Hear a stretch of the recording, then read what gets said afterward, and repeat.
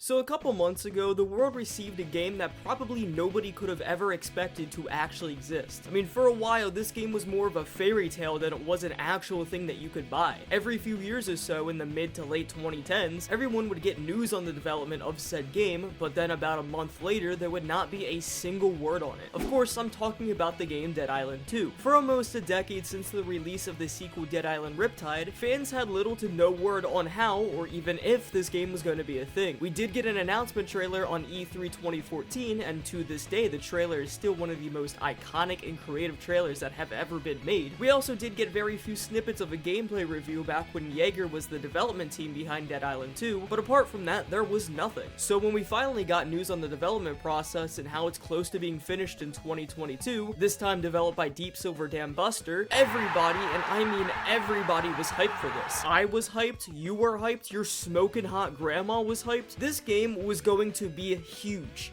And then it released and reception was mixed. I actually made a video on this game when it was first released. I called it like a broken masterpiece, as although the visuals, the sound design, and how everyone acted during the outbreak were also unique, beautiful, and absolutely gory, I thought the combat itself was more of a mixed bag, as once you get to a certain point, melee items felt very monotonous and the guns became the weaponry that you used the most. I still hold these opinions, don't get me wrong, I still feel like the game is more so prioritized on the looks rather than the actual gameplay. But there was one segment that I simply cannot agree on anymore when I finished playing the game. That is the story. I was about halfway done with the game. I made my way over to the Venice Beach area and then said, fuck it, I've seen enough, let's go make this money. But obviously, I did not see enough. When finishing it, I was left with so many questions, I felt really annoyed by this stupid ending cliche, and most frustratingly, I felt as if nothing was accomplished when the end credits started to roll up. This feeling never left me, and that feeling spiked as soon as I saw all the upcoming DLC that'll have a nice price tag, so that all of the other people who played this game and who has the same feeling as I do can finally have some sort of closure. And then that feeling got even worse when I saw the horrible reception from Deep Silver's Payday 3, as well as the closing of Volition Games after the horrible release of Saints Row. So, in this video, I want to discuss my frustration with this game. I want to discuss how the writing for this game is worse than the original Dead Island game.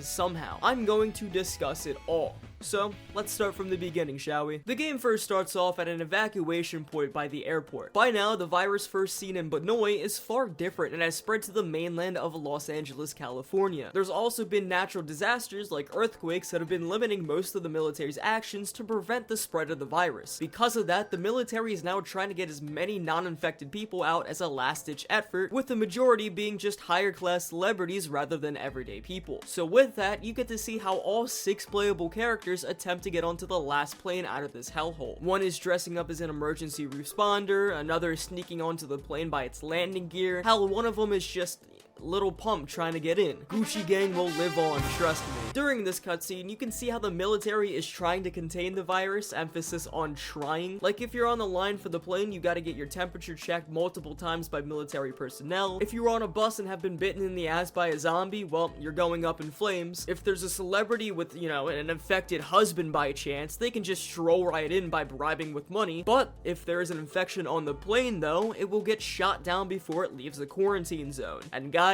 you will never believe what happens in the plane that the main characters are on. Can I get a selfie? This is 7-1 Happy. Call Zulu. We haven't got the passengers. Before you crash down in a great ball of fire, you get the option to choose which of the 6 characters you like to play as. These characters offer different skill sets and have different stats to face the undead, which is cool, but apart from that, they are by far the most forgettable and bland characters in a Dead Island franchise. And I've played Escape Dead Island. I think overall, it's best to compare the group of 6 survivors to the group of 4 survivors in Dead Island 1. In the first game, you get to choose between Logan, Zhenmei, Perna, and the who do you voodoo bitch man himself, Sam B. These characters, like the 6, have differing stats and skill sets. Alongside, they actually specialize in particular weapon classes. Why was this not in Dead Island 2? As well as they have such differing approaches to the zombie apocalypse. Sam B and Logan tend to be more standoffish, where they don't immediately trust people like Ryder on the radio and will very reluctantly help other survivors in need. Perna and Zhenmei, on the other hand, are more nurturing to the less fortunate survivors and will do whatever they can to help people, like Jin for example. people. It feels more natural that some people are willing to do less than others or have different mentalities on the way the apocalypse work, as it is their life on the line. Of course, Logan, you know, another example, was a bit of a jackass, and that's more of his character than anything else, but he was understandably put off by some things that happened in the story, like going to the police station to rescue Jin in a gunfight, or getting food from the supermarket for the church survivors or Sinamoi survivors. He would have not done any of that unless the group came to an overall consensus to do so, and even though the group does say yes to every and any quest and does what everybody tells them to do, each individual character has their own mindset of what they do and do not want to do, which makes them all so unique, memorable, and a lot more natural. In Dead Island 2, however, every other character that you do not pick fucking disappears in thin air, never to be seen except for one scene where you get to see pictures of them in Dr. Reed's office. Now, I'm not saying that a group of survivors is needed in a game like this, although I am very disappointed that there's no real explanation to what happened to any of them, but I will say that no matter what character you choose, they all act the same. They all have the same relationships to all other NPCs in the game, they all react to everything in the same way, just with different lines. Really, what character you choose affects mostly what one-liner they'll say during the laziest cutscenes. It's boring, and it makes every single character feel incredibly flat and forgettable. With that saying, there are some characters that do have motives for why they want to escape LA. For example, Ryan, the wannabe firefighter, wants to escape to see his missing brother, but to get that information of his motive, he and other characters will just blurt it out mid-conversation, and they'll only say it about maybe 3 times max, so I don't really give a shit. Also, you're in a zombie apocalypse. I don't think you need a motive to explain why you don't want to be in a zombie apocalypse. Whatever though, as you make your way out of the wreckage, you come into contact with, oh my god, is that the Emma Jaunt, the Romero winner for her movie Godzilla the movie. Oh my god, I'm a ginormous fan, Emma. She's with her assistant Michael, and what I thought to be for the longest time was Bill Burr. What? I can't hear you. I got blood coming out of my ear. The only survivors of the crash. Actually, not really. There are a couple survivors trapped underneath some debris, but after the 3 not soon-to-be victims leave to go to Emma's house, you clear out some zombies, but surprise, surprise, one of the women trapped underneath the debris is really a zombie and takes a massive chomp out of you and then eats the shit out of this guy. Women. Am I right, fellow men? Ha ha ha ha ha. I need to talk to a woman. You stumble on over to Emma's house, now with the zombie blood circulating all throughout your veins, but once you actually make it over to her house, you get confronted by one of those trolls from the movie Trolls as she notices a zombie bite on you. And as you get held by gunpoint by Michael, you pass out, and then he passes out, and wake up handcuffed to some gym equipment nearby Emma. Now Emma, fair warning, is the worst character in the game. She's an absolute dumbass and a bitchy one at that. If you could not tell from the beginning cutscene, I don't know what to tell you, man. Oh, this is fucking tremendous. Emma, darling, I'm so sorry about Robert. Why? I mean, this is all his fault, the selfish wanker. You stop standing there and find me some fucking shoes. For some reason, she has this habit of trusting people who are infected with the virus. You'll see it more later on, and when she notices that the zombie bite is healing, no clue how she can tell already, she just lets you go to take on the zombie horde that is somehow making its way inside the house lot. How they made it in is beyond me, really, as you can clearly see that every gate is already shut before you have to shut it again. Are these teleporting zombies? Actually, that would be terrifying, I'm not gonna lie. Once clearing them out, you regroup with the other survivors to discuss what's going to be the next plan of action. Will they be all staying here and fortifying the place? Are they going to try to escape? Who knows? But while this discussion is happening, you hear a banging on the door next to you. You prepare yourself as it could be the next zombie horde. Maybe even a zombie army's behind that door. Instead, Sam B, the leader of that zombie army, comes out. Sam B, now voiced by Calvin Cornwall, has apparently tracked down this place as he wanted to reunite with his lover, Emma Jaunt. Apparently, they were together before she got with that Robert guy who was the first zombie on the plane, with their relationship ending because of his focus on his career. This relationship feels incredibly forced throughout the game. There was no mention of any lover of Sam B's in any piece of Dead Island media before this game. There was no change of character in any of the main title games that would motivate Sam to do this. His change of heart happens all off screen, with Sam now acting as this sort of Prince Charming. This doesn't feel like Sam B at all, all, and a little bit of a spoiler warning, all this like romance that happens behind the scenes is just that, behind the scenes. There's some times where you walk in to see Emma and Sam getting all close together, but that's the closest you get to see of them being romantic at all. It's sad too, because the more I get into the story, the more I'll discuss how he becomes nothing more than a simple side romance plot. Now, once your character comes to the agreement of wanting to leave LA, your first plan of action is to head over to Has-Been Hotel, where a military refugee camp and a wedding are stationed at. Along your way, you deal with some earthquakes that have been going on since the start of the outbreak and have been obliterating most of the downtown area. Finding a way to get into the hotel, you can see that it's both overrun and on the brink of destruction due to said earthquakes. However, you do hear a CDC scientist on a radio in a locked room and a drunk-ass military major on the intercom locked away on the 3rd floor. Your goal is to make it up to the 3rd floor to gather the major's keys to enter a locked area where you can tell the scientist that you're immune for an easy passage out of here. Now, as you're making your way through the hotel, you're able to figure out why the earthquakes are happening, and that's because the military that was stationed here decided to use a pool and to fill it up with acid to dissolve any and every corpse. But why?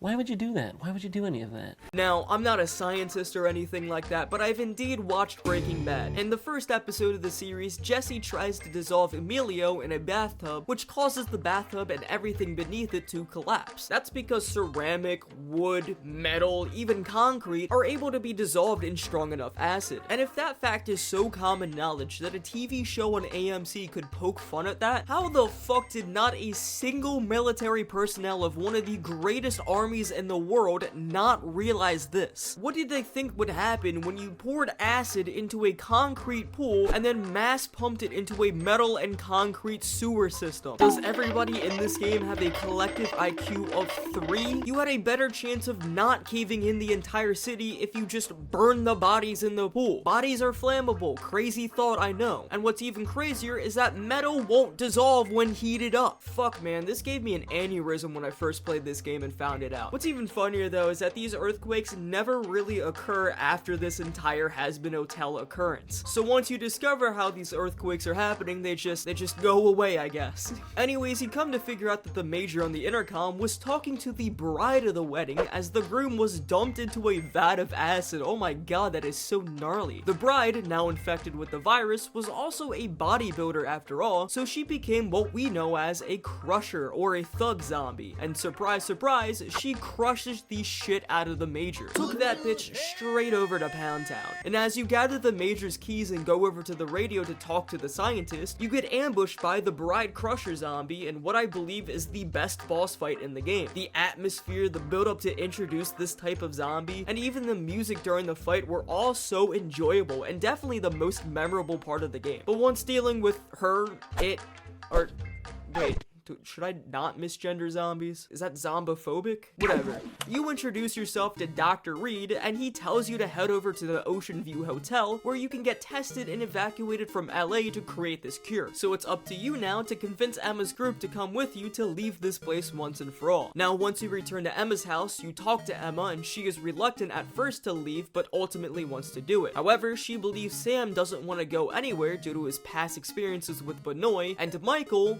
well, he's gone. Left, departed, moved away. See you never, Michael. Not really, it is up to you to find him. With the help from another group of survivors that you meet in Beverly Hills, you're able to track down Michael. These survivors are, I'm not gonna lie, they're so much better than Emma's group. Although this quest is the only time in which you can interact with them in the main portion of the game, these are fun survivors to deal with. One of them is a washed up celebrity of the Gods and Whiskey band who does nothing but drink and party. He's kinda like my idol in that sense then. The other, his wife, used to be a smart and independent woman with her daughter. However, after the marriage, she took to partying rather than doing anything else while her daughter fucks off in the literal zombie apocalypse. It's really nice to see her have this moment of realization that what she is doing is wrong and she needs to change and not party her ass off before she, or the ones that she loves, dies. See, Deep's over, you are able to create a dynamic character that has a change of heart on screen. It's not really that hard. Anyways, you track down Michael to a general location, which is the Monarch Film Studio. After finding out what specific lot he's in, and after taking the boss down that chased him and cornered him, which is the newly introduced bloater zombie, you find out why specifically he abandoned everybody. And that's because he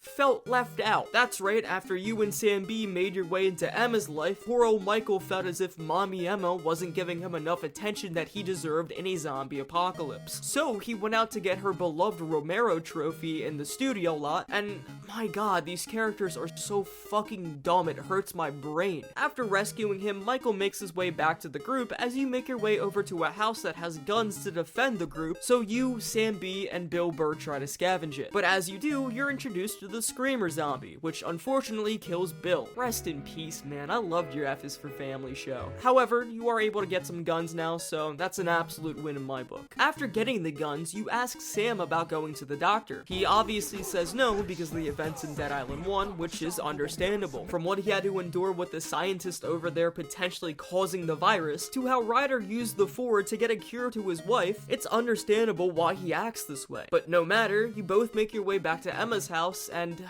probably the most brain-rotted decisions take place. Once making it back, you see everybody huddled up because good old, never fucked up once in his life ever, Michael is bitten. He did show some early symptoms when you first met with him at the studio, and of course he's about to die now, but why would he think that coming back to where all the vulnerable survivors that just need one bite to die was a good idea? I know, he said he was hoping to be immune, but for every immune person there is, there's about 1 million zombies here, so he was hoping for just absolutely nothing. Should he also access their food and water supply so he could smear his soon-to-be zombie blood all over that? Once he does turn, you put him down before he takes a bite out of Emma, who was of course hugging him. Goddamn Emma, you have just sub-level IQ. And after doing so, she gets mad at you for killing him. Let me repeat that. Emma gets mad that you put down this man-eating feral zombie before he eats her.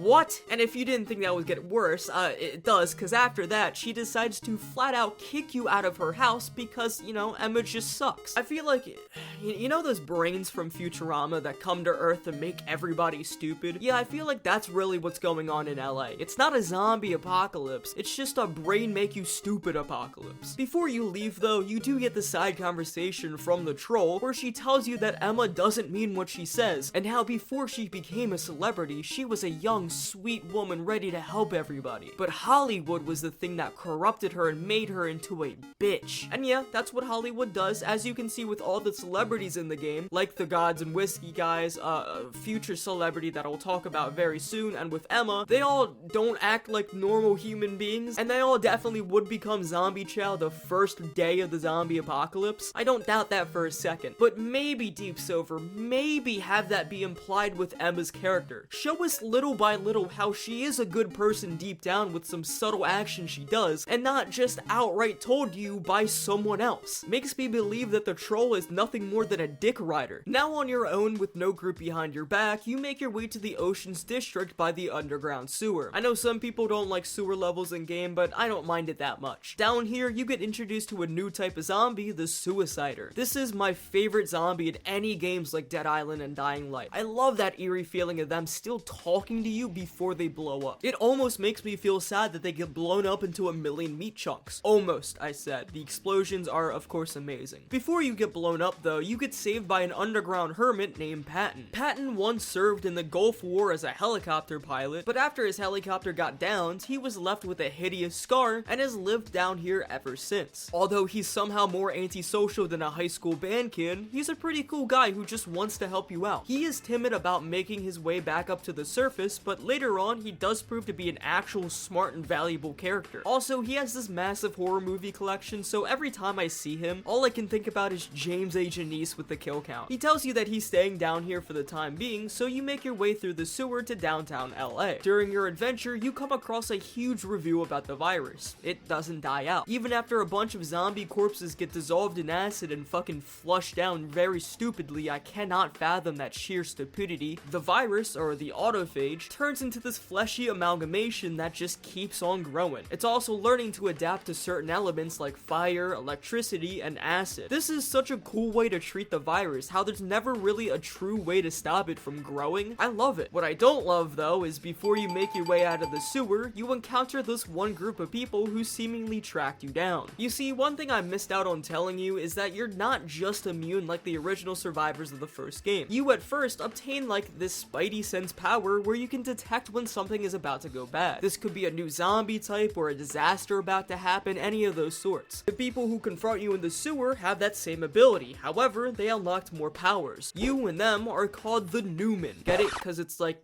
you're not a human now, you're a new man.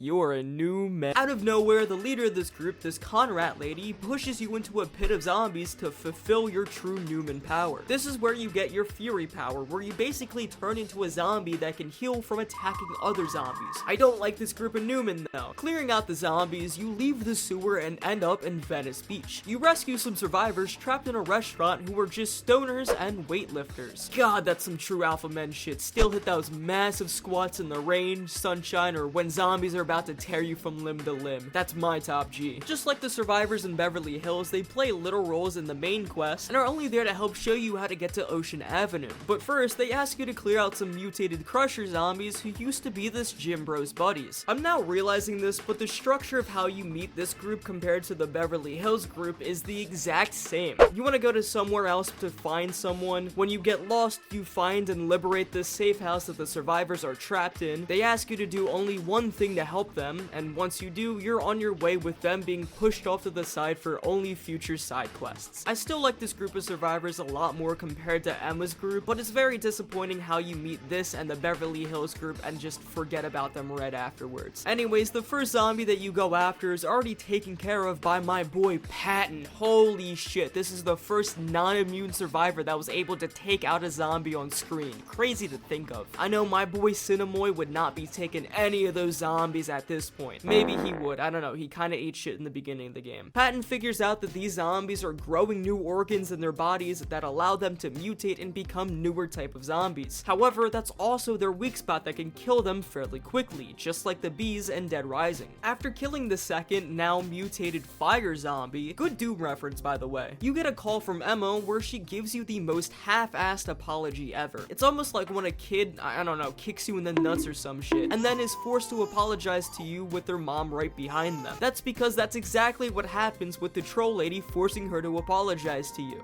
Hello? This is Emma. I'm trying to reach... Oh, this is stupid. Keep trying. Hello? Emma Jaunt? It's Ryan. Okay. No need to tell the whole world it's me. Listen. I wanted to talk to you about poor dear Michael. I was upset. You didn't have to actually leave. Staying was never the plan. I got a way out. Yes, well, if it doesn't work out, you're welcome back here. Thanks. Keep the hot tub warm just in case. Take care. Bye. Let's not show with hundreds of bloody refugees. Soon as they found out what you're really like, they'd all leave anyway. This is the main NPC that you're supposed to help, by the way. Anyways, you make your way to Ocean Avenue by cutting through a beach-based military evacuation point that now holds thousands of zombies. I would say that this is a very cool environment, seeing all the zombies just stuck down there, but you never explore this ever again. They never escape or anything, and all they look like is just PNGs. That's great. Fun fact, but by reading a report on the overrun beach base, you can see that the military was able to get out just shy of 100,000 people in just a few days. However, because of an earthquake, the zombies were able to overrun the place like it was nothing. So going back to the really stupid decision of putting acid in the sewer system, the military fucked over the military with their own decision. Isn't that ironic? Making your way to the Ocean Avenue, you get to go to the biggest survivor camp that's in the game. That is another goddamn hotel. Amazing world design. My favorite part about Dead Island 2 is that I went to more hotels than islands. Could be called Dead Hotel 2, because that's how many hotels you reach with.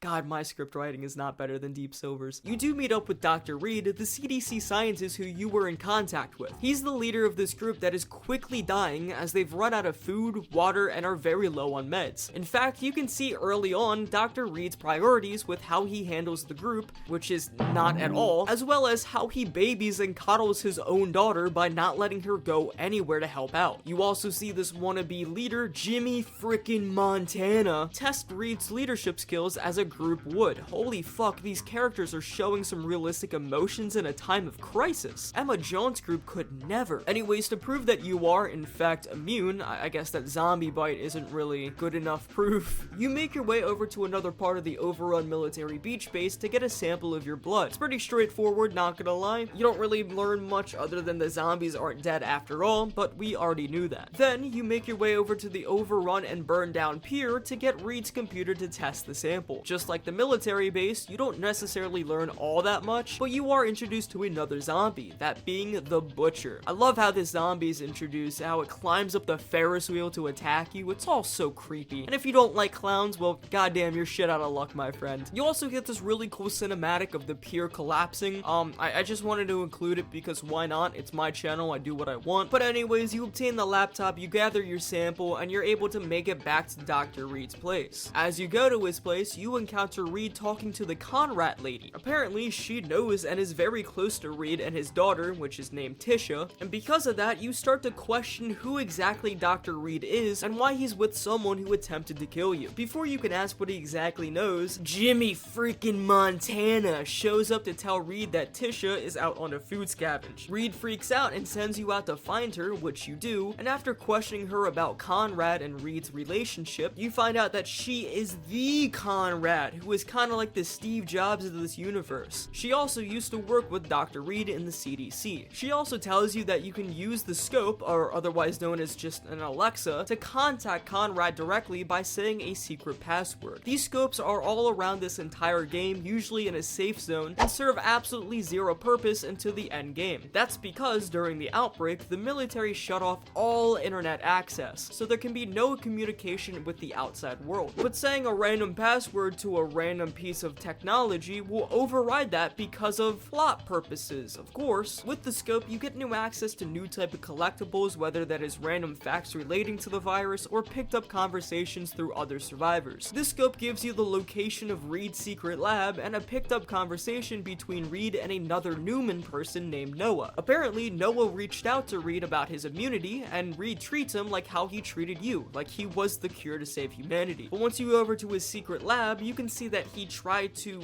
I think, extract Noah's blood, or he tried to electrify Noah? I don't really know what's going on here. Whatever, Noah is dead, and you know that Reed is going to do the same thing to you if you did not find this out. Before leaving, the autophage in Noah activated after you turned on the machine, which causes him to mutate into this new type of zombie not seen in any other Dead Island games. This mutant is so cool looking. How Noah transformed into this reminds me of The Thing, and I absolutely love that movie. If there's one thing that Deep Silver did do a great job on, it is the introduction to the new zombies. After killing it, you activate your fury spontaneously and you lose control of your body. This is when Tisha comes into the secret lab to see you feasting on a dead body, and after that she straight up murders you. You are dead. Game over. End credits. Pack it up, folks. I'm joking because you're a Newman now, and you send out this like emergency signal to that one group of Newman, which they revive you from the dead. You remember how you were shot in the heart with a crossbow bolt? That doesn't matter, I guess, anymore. I mean, I guess it makes sense. The autophage from the infected lets them live forever. Why shouldn't you? But what doesn't make sense is when Conrad is telling you all about the Newman, she does it telepathically. No words come out of her mouth. It's all brainwave to brainwave. Does this virus turn you into a Professor X? When was this even mentioned before? Once trying to go back to the hotel, you see that Reed and Tisha are escaping from the helicopter that was supposed to extract you. Try to go back to the hotel where everybody's in a panic due to what just happened, with Jimmy freaking Montana being terrified as he finds out the relationship between you and Reed. You calm him down after he shoots the laptop, because why wouldn't he at this point, and you tell him that he is Jimmy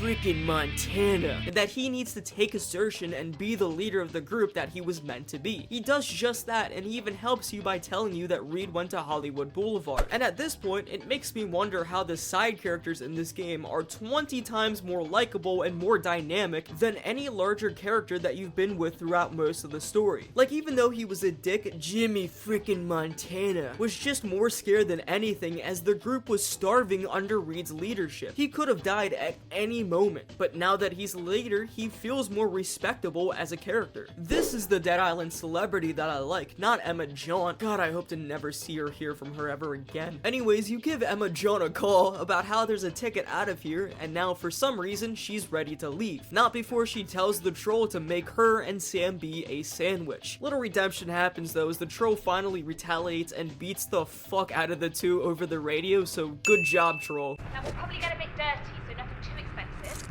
Oh, but I will need one special outfit, just nothing that will crease, okay?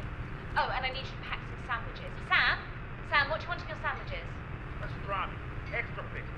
Pastrami and extra pickle for Sam. I'll take a beetroot hummus with grated walnuts, gluten-free of course, and...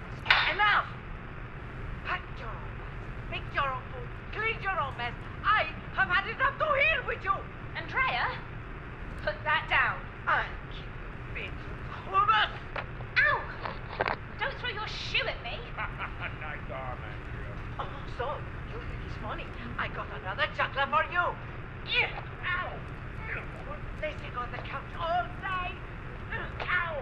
I got the... Ow! Andrea, leave him out. Jesus Christ. No blasphemy. Ow! Come on, Sam. Ow! Crazy bitch. Get back here so I can hit you.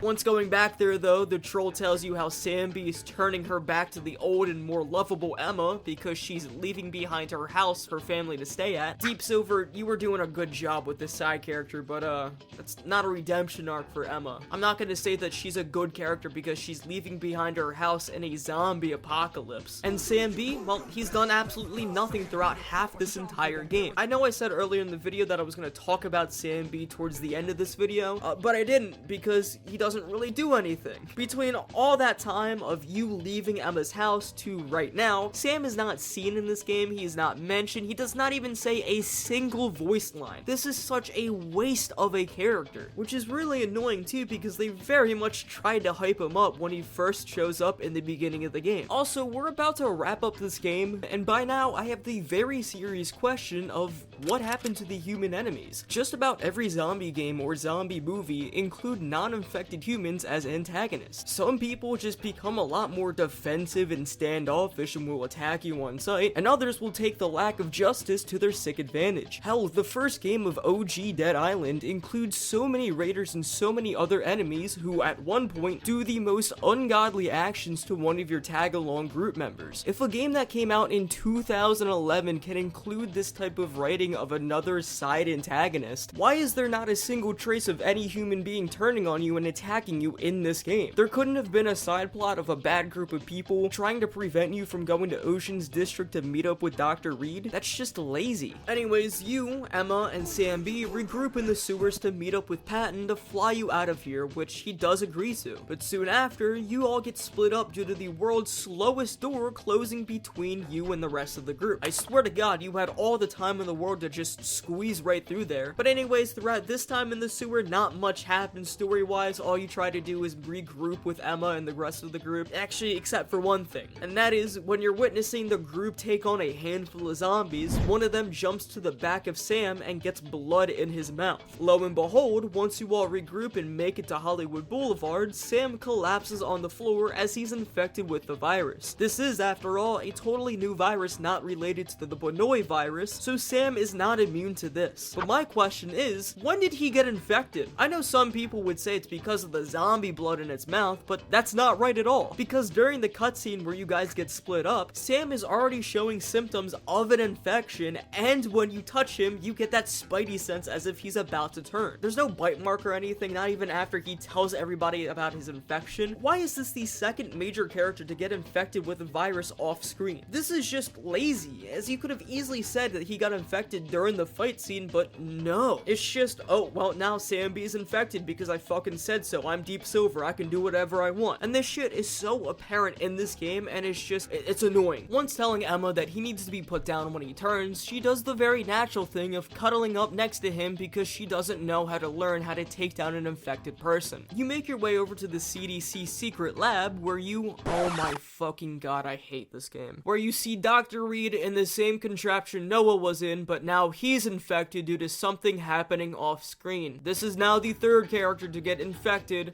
without you even knowing. Before he turns, he finally uncovers the truth about the virus as he was the one to let it loose. This is because, and I'm not kidding you, strap in for this, every single person in the world has a universal gene in their DNA that acts as a countdown timer. When it reaches 0, we all explode and die. And this virus acts as a mutant that'll deactivate the timer and will let humans evolve into its next evolutionary step. He even includes the very cliche line of, "I killed millions to save billions," even though he accomplished nothing and caused the largest mass murder in history. If things don't get any more brain dead, he tells you that he gave the human DNA to Tisha when she was a baby so she can be harvested for the cure. So she was the cure all along. Doesn't that make every single thing that you tried to do to create a cure worth nothing if his own daughter was the cure to this monstrosity behind human comprehension? What was the purpose of trying to get extracted for testing, or what was the purpose of that Noah guy dying if she was the cure? Oh, and then Reed gives you like a cure to the virus that'll not let you be a Newman anymore, but then he dies and becomes the exact same boss as the Noah boss, so enjoy a fucking reused enemy for a final boss fight. Once killing him, you probably know what happens next. Tisha runs away to set up a search and rescue DLC for her. You give the cure for Sam B for the most obvious fake out death ever. You really think that Deep Silver was gonna get rid of one of their most popular characters just like that?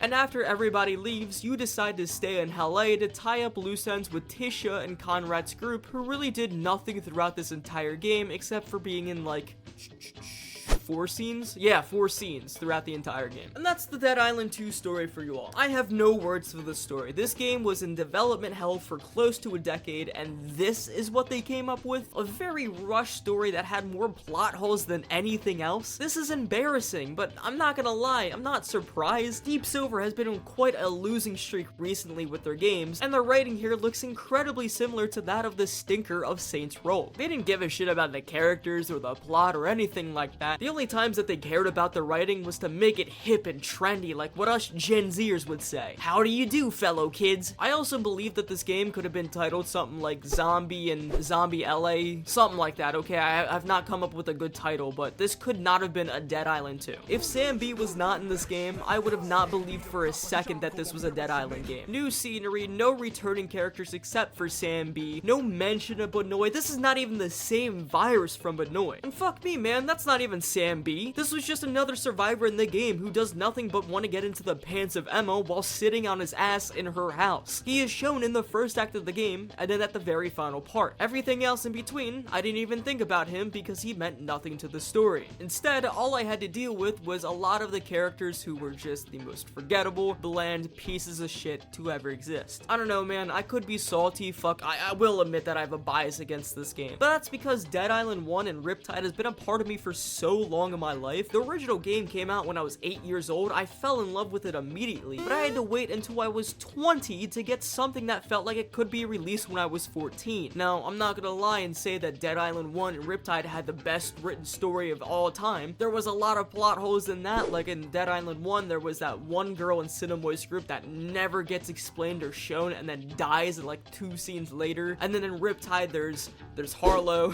But I am disappointed about this. I expected a lot more now that Deep Silver has become this AAA game studio. They do have a lot of good games behind their back. This game was in development for so long, and then just this showed up. Now, with that said, I do believe that the gameplay is a little bit better, but not good compared to the story, which I do want to talk about. But I also want to dive deeper into the side quests of this game, as I enjoyed them far more than I did with any part of the main quest. So maybe if you guys like this and want more of this, I'll turn this into a sort of mini-series. But with that said, I'm gonna end this video here. Thank you all so much for watching. If you guys like this video, maybe hit that like button and subscribe. But other than that, I will see you all in a later video. Bye for now.